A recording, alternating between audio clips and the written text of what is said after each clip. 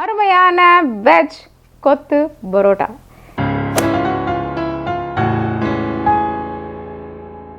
Hi, hello, வணக்கம். தோசை பீஸா உங்களை அன்புடன் வரவேற்கிறது. நான் காஞ்சன் ஜெயக்குமார். இந்த பரோட்டா வந்து பொதுவாகவே எல்லா இடங்கள்லையும் ரொம்ப பிரசித்தி பெற்றது.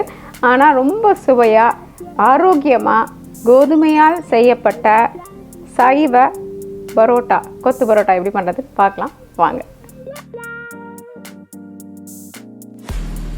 இந்த சைவ கொத்து பரோட்டா அல்லது சில்லி பரோட்டான்னு சொல்லக்கூடிய இந்த பரோட்டாவில் நம்ம என்ன புதுமையாக வித்தியாசமாக பண்ண போகிறோம் அப்படின்றது தான். நிறைய பேர் வந்து பரோட்டாவை தவிர்க்கணும், மைதா மாவை தவிர்க்கணும் அப்படின்னு நிறைய பதிவுகள் வெளியிட்டுருக்காங்க. அதை தவிர நிறைய பேர் அதை எழுதி கேட்டுட்ருக்காங்க, இதை இப்படி உபயோகப்படுத்தலாமா அப்படி உபயோகப்படுத்தலாமான்ட்டு. அதனால் நம்ம வந்து கொஞ்சம் எல்லாருக்கும் ஏற்ற மாதிரி சில பொருட்கள், சில நம்மளுடைய பண்டங்களை தயார் பண்ணலாமே அப்படின்றதுக்காக ஒரு மாறுபாடு இது. நம்மக்கிட்ட சப்பாத்தி இருக்குது இல்லைங்களா, சப்பாத்தியை வந்து நீங்கள் என்ன பண்ணலான்னா லேயர் சப்பாத்தி அப்படின்னு ஏற்கனவே நம்மளுடைய பதிவில் வெளியிட்டிருக்கோம். நீங்கள் இந்த மேலே இருக்கிற இன்ஃபர்மேஷன் கார்டு அல்லது டிஸ்கிரிப்ஷன் டேப்பில் பார்த்தீங்கன்னா அதற்கு உண்டானதை கொடுத்துருக்கோம் நாங்கள். அதில் போய் பார்த்தீங்கன்னா அந்த லேயர் சப்பாத்தி இருக்கும். அந்த லேயர் சப்பாத்தின்னும் பொழுது என்ன ஆகும்னா கொஞ்சம் நம்ம வேணும்னா கொஞ்சம் கெட்டியமாக அதை போட்டுக்கலாம். பரோட்டா மாதிரி உள்ள 2-3 இது இருக்கும். அதனால் என்ன பண்ணலாம், இதை வந்து பரோட்டாவாக நம்ம உபயோகப்படுத்தலாம். அதுக்காக தான் இதை காமிக்கிறதுக்காக நான் இங்கே வச்சுருக்கேன். இப்போ இது மாதிரி சப்பாத்திகளை முழுக்க கோதுமை மாவில் தயார் பண்ணிவிட்டு அதுக்கப்புறமா நம்ம இந்த கொத்து பரோட்டாவை தயார் பண்ணலாம். அப்படி தயார் பண்ணப்பட்ட இந்த சப்பாத்திகளை நம்மளுக்கு பரோட்டா மாதிரி நறுக்கிக்கலாம். அப்போ பார்த்திங்களா, இதில் வந்து அடுக்குகள் இருக்குது. அப்போ இது பரோட்டாவின் அதே பக்குவத்தில் இருக்கும். நம்மளுக்கு கிட்டத்தட்ட பரோட்டாவினுடைய சுவையை இது நம்மளுக்கு கொடுத்துரும். அதே தவிர ஆரோக்கியமான கோதுமை மாவில் இருக்கிறதுனால உங்களுக்கு ரொம்பவே பிடிச்சிருக்கும். இது இப்படி நம்மளுக்கு வேண்டிய துண்டாக தான் இதை நறுக்கிக்கலாம். பொதுவாக இந்த பரோட்டாவை நல்லா எண்ணெயில் போட்டு பொரித்து எடுக்கணும். இப்படி தான் நம்ம உணவகங்களில் சாப்பிட்டுட்ருக்கோம். ஆனால் அதை தவிர்க்கலான்றதுக்காக இந்த மாதிரி தோசைக்கல்லில் போட்டு இதை நம்ம வறுத்து எடுத்துக்க போகிறோம்.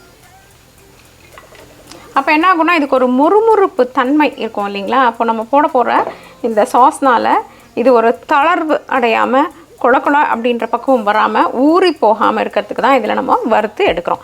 பொதுவாக நம்ம எதுக்காக இதை செய்கிறோம் அப்படின்னு நம்ம தெரிஞ்சுக்கிட்டோன்னு வச்சுக்கோங்களேன், நம்மளுக்கு தெரிஞ்ச விதத்தை கூட கையாண்டு நம்ம இதை செய்யலாம் இல்லைங்களா. இப்போ நம்ம நல்லா நம்மளுடைய சப்பாத்திகளை பரோட்டாக்களை வறுத்து எடுத்துட்டோம். இதை இப்போ எடுத்து தனியாக வச்சிடலாம். அதுலேயே கொஞ்சம் நேரம் ஆறட்டும். அதுக்குள்ளே நம்ம என்ன பண்ண போகிறோம்னா இன்னொரு வாணலி அடுப்பில் வச்சு வெங்காயம் மற்றும் தக்காளியை வதக்கி அரைக்க போகிறோம். இது ஒரு வித்தியாசமாக இருக்கும், ரொம்ப நல்லாயிருக்கும். இப்போ இதில் உப்பு போட்டுக்கலாம்.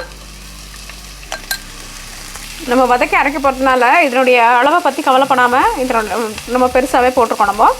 இப்போ இது கொஞ்சம் வதங்கினதும் தக்காளியை சேர்த்துடலாம். தக்காளியை நல்லா வதங்கணும், அதனால கொஞ்சம் நேரம் மூடி வச்சிடலாம். பார்த்தீங்களா, நல்லா வதங்கி குழைந்த பக்குவத்தில் இருக்கு. இப்போ இதை என்ன பண்ண போகிறோம்னா கொஞ்சம் ஆற விட்டுட்டு மிக்ஸி ஜாரில் போட்டு அரைச்சி கூழ் பக்குவத்தில் எடுத்துக்கலாம். இப்போ இது நல்லா ஆறிடுச்சு, அரைச்சி எடுத்துக்கலாம். வெங்காயம் தக்காளி அரைத்த விடுது. இப்போ நம்ம மறுபடியும் வாணலி அடுப்பில் வச்சிடலாம். சிறிது எண்ணெய். இப்போ நம்ம என்ன பண்ண போகிறோம், குடைமிளகாய் அல்லது பச்சை மிளகாய் காரம் குறைவாக இருக்கிறதா நம்ம தேர்ந்தெடுத்து போட்டுக்கலாம். இப்போ நிறம் மாற்றத்துக்காக நான் இந்த குடைமிளகாய் எடுத்திருக்கேன். பச்சை குடைமிளகாய் கிடைச்சாலும் நம்ம அதை போட்டுக்கலாம். சிறிது இஞ்சி பூண்டு விழுது வேணும்னு நினைக்கிறவங்க இஞ்சி பூண்டு ரெண்டத்தையும் சேர்த்து போடலாம். ஆனால் அதுக்கு தேவையில்லை, வெறும் இஞ்சிலேயே இதுக்கு ஒரு நல்ல சுவையும் மறுபட்ட ஒரு நல்ல மணமும் கிடைக்கும். அதனால் இப்போ இஞ்சியை மட்டும் போட்டு வதக்குறோம். இப்போ இது நல்லா எண்ணெயில் வறுபட்டுடுச்சு. இதை எடுத்துடலாம். மீண்டும் கடைசியில் இதை போட்டுக்கலாம். ஆனால் எண்ணெயில் வறுபடணுன்றதுக்காக நம்ம இதை வறுத்துட்ருக்கோம். இப்போ நம்ம அரைத்த தக்காளி விழுது இதில் போட்டுடலாம். இந்த தக்காளி விழுதில் மிளகாய்த்தூள், குடும்பத்தின் காரத்துக்கு ஏற்ற மாதிரி இந்த காரத்தை போட்டுக்கோங்க. உப்பு ஏற்கனவே நம்ம வெங்காயத்தில் போட்டிருக்கோம், அதனால் அது கொஞ்சம் சோதித்து பார்த்துட்டு தேவைப்பட்டால் நம்ம கொஞ்சம் உப்பு இதில் போட்டுக்கலாம். அடுத்தது நம்மளுக்கு மசாலாவின் மனம் கொடுக்கறதுக்காக கரம் மசாலா சேர்த்துக்கலாம். இப்போ இந்த வெங்காயம் தக்காளி வந்து கொஞ்சம் ஒரு வதக்கின நிலை ஏற்படணும். அதுக்காக தான் நம்ம அரைச்ச விழுத மீண்டும் கொஞ்சம் நேரம் எண்ணெயில் வதக்குறோம். அப்போ நல்ல ஒரு பச்சை மணம் போயிட்டு நல்ல மணம் கிடைக்கும். அப்போ நம்ம என்ன பண்ணலாம், வறுத்து வைத்திருக்கக்கூடிய நம்மளுடைய பரோட்டா துண்டுகளை இதில் போட்டுடலாம். இப்போ மெதுவாக இந்த கலவை முழுவதுமாக படர்ற மாதிரி கலந்து கொடுக்கலாம்.